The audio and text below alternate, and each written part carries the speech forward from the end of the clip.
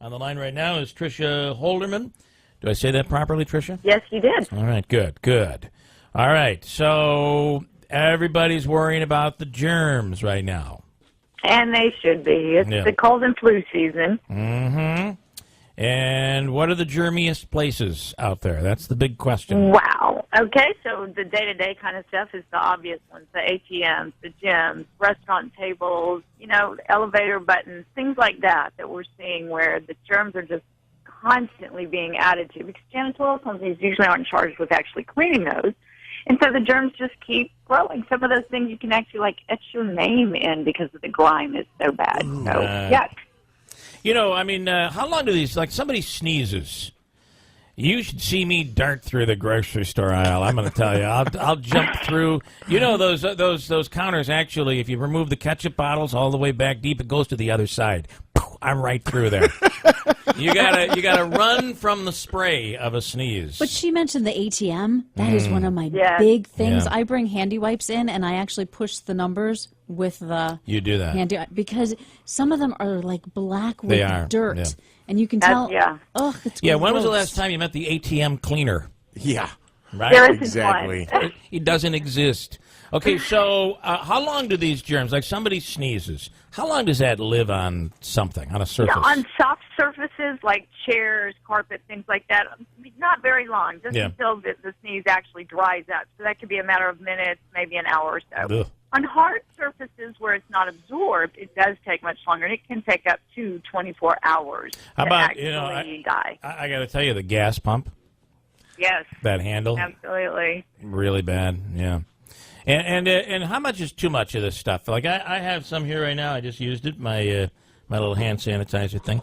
How much is too much? As much as you use. I'm not sure that there's an answer for that. I think if you have no immune system, it's never too much. If you have a great immune system, use it whenever you've been in a high traffic area. If you've been at the mall and you've been holding onto the escalators and things like that, definitely use it a couple of times while you're out. But young people and old people, like young being under 5, 6, where their immune systems aren't developed, and then, of course, older, we start, our system starts shutting down a little bit. Those people have an immune system that isn't as strong as it could be. So those people, we recommend that you just do it whenever you feel like you've been around something that's really nasty.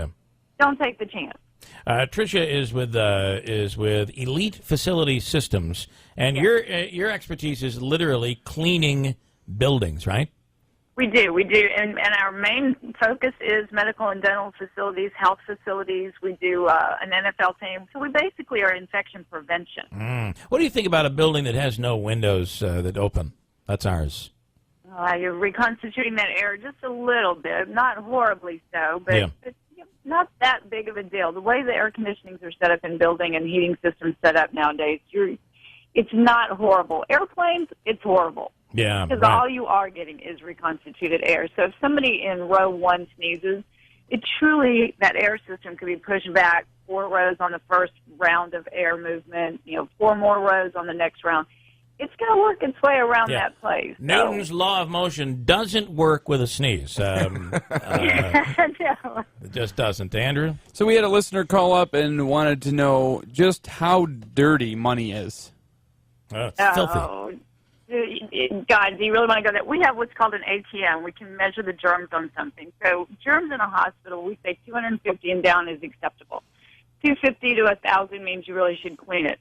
We are finding money, especially coins, that are over the 20,000 mark. Wow. That's a lot of germs. Whoa. Yeah, it is. My mother used to have us. This is what we had to do. We would leave a place, like if somebody was sick or the grocery store, she'd take us outside, especially in the wintertime, and she'd say, okay, breathe in as deep as you can, and then, breathe, get that stuff out of your lungs. We have to do it 7 times. And that's actually a fun idea. We may have to start telling people to do that. I got to tell you, and it also helps clean out. Like you go to a place where somebody was smoking, it cleans that. I don't know if it really works, but when your mother tells you to do it and you're 5, it's like that's the gospel. We had a biology professor when I was in 7th grade who made us do that. Oh, maybe that's where she learned it. I don't know. So I have a quick question about germs and Can you use too much sanitizer? You know, Bill kind of asked about too much sanitizer. I guess what I'm getting at is, you know, we're exposed to different kinds of germs and even vaccines. We inject ourselves with a little bit of whatever the sickness is, so our body develops an immunity to fight it. If we're sanitizing everything and washing everything and not touching anything with any germs, don't we open ourselves up to real sickness? I've heard that before, like a super germ, or you know, our body isn't used to fighting things off anymore. Yeah. And there is a lot of studies right now about that, and we are seeing that is not only a concern, but we're seeing that has been proven to some degree. Yeah. There's still enough germs out there that it's still a viable thing to continue doing with the hand washing. And that's the thing, you don't have to use just sanitizer. You can use regular soap. Is with hand washing, it's more about removing the germs. Right. So you're not trying to just kill the germs. Whereas if you're just sanitizing, you're not actually cleaning your hands. You're just trying to kill the germs that are on your hands. It's still best to go and get your hands washed. Wash your hands, right? Yeah. Now, last question. I use stuff from a guy, his name is Bob Bogosian, and he's from Maine. He's a microbiologist, and it's called Microsan.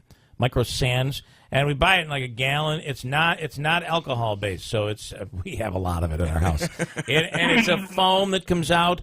So Purell versus that, and they say that the alcohol based is not necessarily as good for you as something like this stuff. What are your thoughts? There are some products that are coming out that are not alcohol based that are just as good, because all you're trying to do is kill the germs. Well, you know, hospitals used to clean their hospitals with bleach. Right. And now we have found that there are much safer cleaners that are not doing all the damage that bleach did, but it's still killing the germs. It's the same philosophy. With what they're doing over in Africa right now is literally they have a spray, and it is a bleach spray. And when somebody has the Ebola and they're walking, they're literally spraying the ground that they walk on with bleach. I mean, it's really something.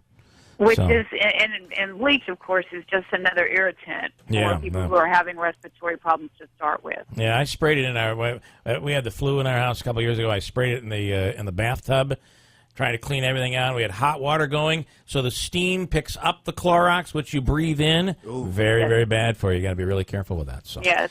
All right, Tricia, you're good. I like you. We'll have to get you back on again. Tricia Holderman from Elite Facility Systems. Thanks for your time. Thank you. Right. Bye-bye.